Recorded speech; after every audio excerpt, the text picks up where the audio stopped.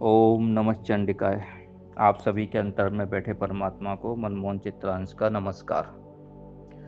आज हमारे धार्मिक विषयों पर ज्ञान विज्ञान संबंधित सोच रखने वाले, साधना के अनुभवों को जानने वाले, फिर इस विषय पर बताने वाले साधकों, योगियों और ज्ञानियों की बातें सुनकर, जानकर और ज्ञान विज्ञान दोनों को अनुभव में उतारने की बहुत आवश्यकता है। जैसे कि पहले हमने चर्चा की थी कि कथा कहानियों के माध्यम से बहुत ही सरल ढंग से हमारे ऋषियों के ज्ञान को जन जन तक पहुंचाने का सफल कोशिश की गई थी। हमने अपने माँ बाप से अपने बचपन से ही वो कहानियाँ सुनी थी और उससे हमने बहुत बड़े बड़े संस्कार, उनके रहस्य को समझा था। इसी तरह फोटो के, मूर्तियों के और अलग अलग सिंबल्सों के, प्रतीकों के माध्यम से भी गहरे से गहरे गूढ़ ज्ञान को बहुत सरलता से जन जन तक पहुंचाया गया। परंपरा से वो चीज़ें हमारे साथ चलती आ रही हैं और आज भी विधर्मियों का प्रभाव बढ़ने से कोई भी कुछ भी बोलता रहता है। सभी हिंदू सनातन आस्था पर चोट करते रहते हैं और हमारे जो देवी देवता हैं, उनके जो स्वरूप हैं, उनके जो अलंकार हैं, जो उनके सिंबल्स हैं, उनको एक ऐसे व्यक्त पेश करते हैं जैसे कि कोई मतलब सिंबल्स की तरह ना होके वो सचमुच में है। उदाहरण के लिए हम कुछ जैसे नाम लेते हैं, जैसे काल, महाकाल, महाकाली। अब हमारे विद्वान जो साधुजन मनीषी जो लोग हैं वो क्या कहते हैं, काल का अर्थ समय भी होता है और मृत्यु भी, हम सब जानते हैं। हम यमराज को भी देखते हैं, उनको काल से जोड़ते हैं। काल के रूप में समय की गणना भी होती रहती है, काल गणना के रूप में हमारे ज्योतिष में कितना महान ज्ञान है। हम समय को भूतकाल, भविष्यकाल और वर्तमान काल में बांट कर भी देखते हैं। फिर महाकाल शब्द आता है, भगवान शिव को संदर्भित करता है ये, क्योंकि वो सभी तत्वों का नाश करने वाले हैं। उसके परे कुछ भी नहीं है, कोई तत्व नहीं है, कोई आयाम नहीं है, यहाँ तक कि समय काल भी नहीं है, इसलिए वो महाकाल है। काल शब्द का अर्थ समय है और इस प्रकार काली का अर्थ समय की शक्ति। महाकाली से महाकाल का अर्थ था महान समय, समय से परे।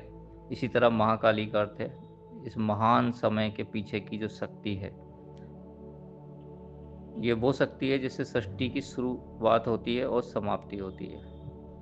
शक्ति प्राण है, हमारे भीतर की जो जीवन शक्ति है और जो ब्रह्मांड की जो वही जीवन शक्ति जो हमारे भीतर है, वही ब्रह्मांड में वो शिव या महादेव पर अपना एक पैर रखकर खड़ी है। देवों के देव महादेव को महाकाल के नाम से भी जाना जाता है। इस प्रकार वह शिव की शक्ति का प्रतीक है। इस तरह नाम को लेकर, उनके स्वरूपों को लेकर, प्रतीक चिन्हों को लेकर, अलंकारिक फोटो और लीलाओं को लेकर सनातन से अलग विभिन्न पंथों समुदायों के लोग अक्सर बुराइयां आलोचना करते हैं। अभी लगातार प्रचलन में यह सब बातें चलती रहती हैं, कोई समर्थन में और कोई विपक्ष में लगातार कुछ ना कुछ वाद विवाद करते रहते हैं। तो ये तीन नाम हमारे चर्चा के लिए एक उदाहरण के लिए हैं। हिंदू पवित्र ग्रंथों में परम सत्य को समझने के लिए रूपक शामिल हैं। वे सभी जाति वर्ग के जो आम लोग हैं उन तक जटिल विचारों और ज्ञान को प्रसारित करने में मदद करते हैं। प्राण विद्या के सिद्धांत, सृष्टि के पीछे जीवन शक्ति का सच्चा ज्ञान उनमें अंतर्निहित है। अब काल शब्द का अर्थ समय है और इस प्रकार काली का अर्थ समय की शक्ति।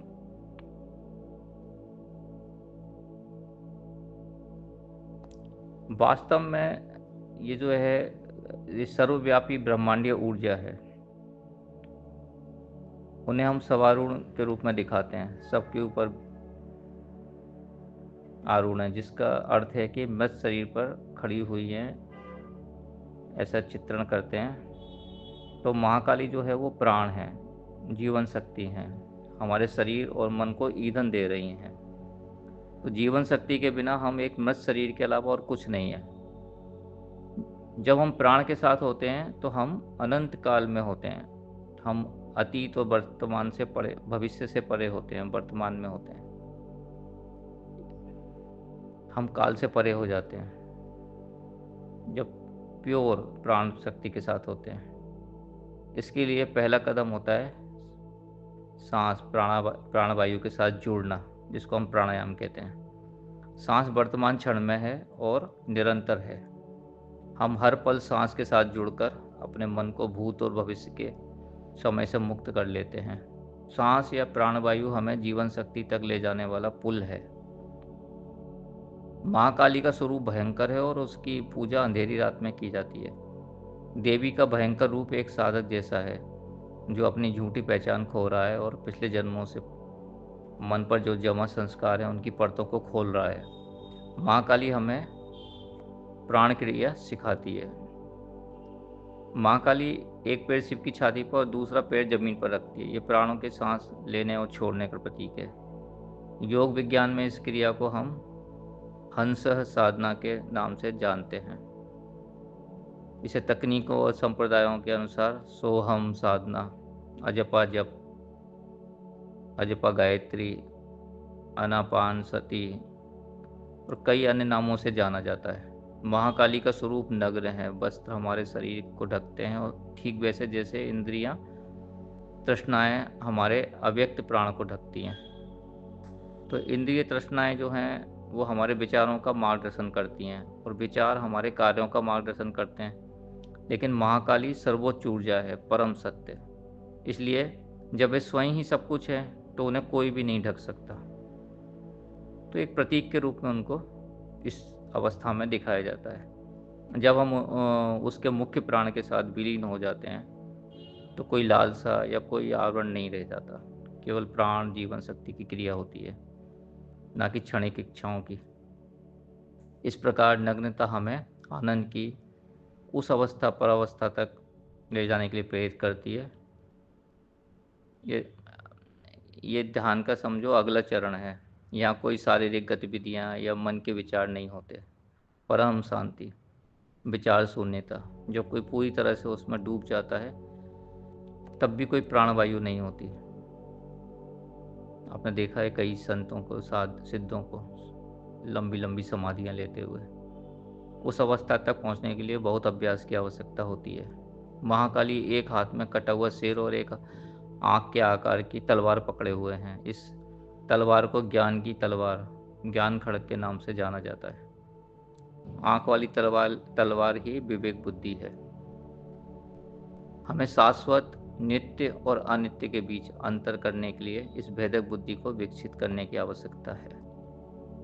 यह हमें अपने मन को वश में करने के लिए सबसे पहले अपनी भेदक बुद्धि की मदद के लिए प्रेरित करता है। इसे केवल योगिक क्रिया से ही हम विकसित कर सकते हैं।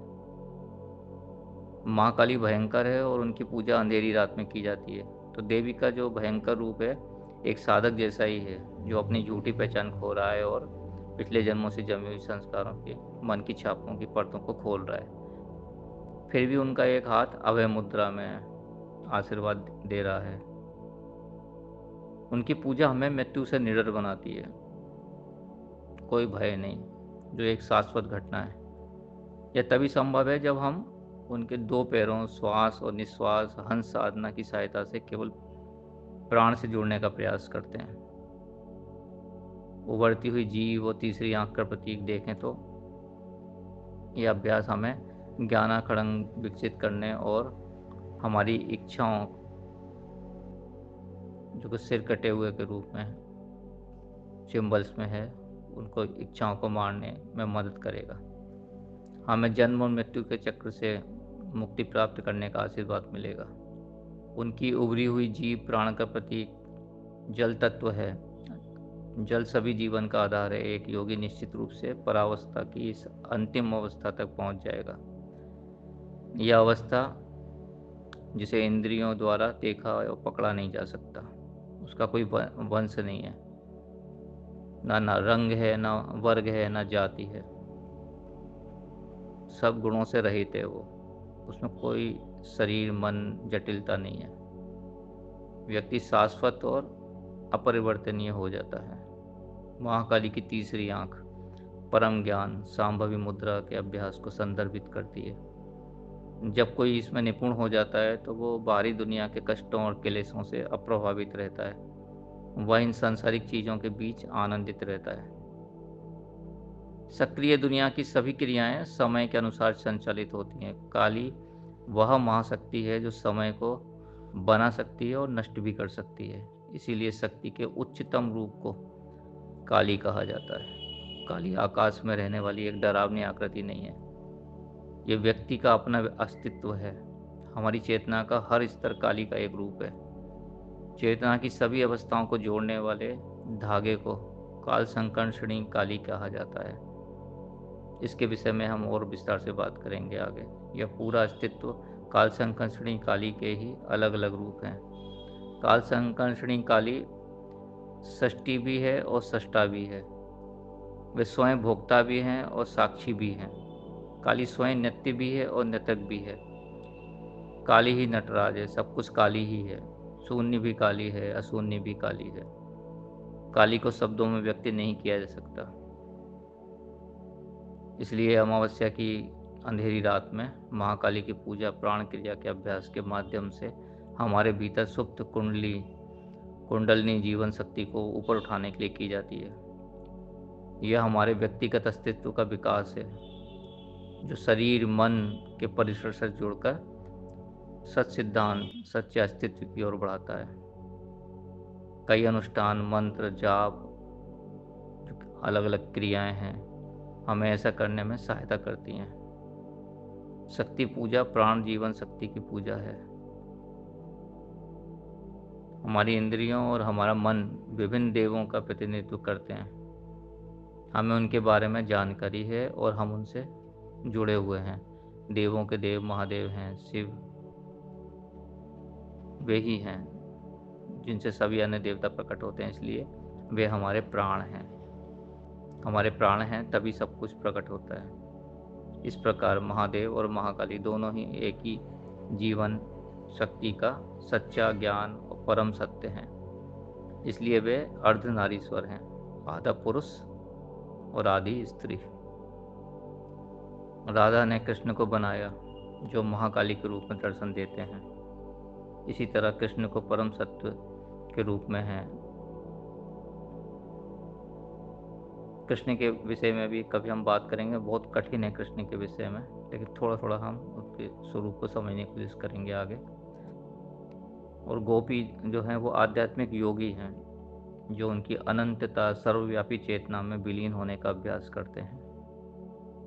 कृष्ण में लीन होने का अभ्यास करने वाले योगी ही गोपी हैं। तो ये दर्शाता है कि कृष्ण महाकाली या शिव सभी एक ही हैं। ब्रह्म वो जीवन शक्ति जो अभिव्यक्त होना चाहती है, व्यक्ति के अनंत संभावनाएं, जबकि महाकाली हमारे भीतर जीवन शक्ति जो लगातार गति कर रही है। परम सत्य तक पहुंचने के अलग अलग रास्ते हैं। हमारे देवता सिर्फ मूर्तियां नहीं हैं और अनुष्ठान सिर्फ अंधविश्वास नहीं है। उनके भीतर गहरा ज्ञान छुपा हुआ है। इस काल समय के विषय में आगे हम और थोड़ा गहरी चर्चा करेंगे। आप सभी के अंतर में बैठे परमात्मा को नमस्कार। ओम।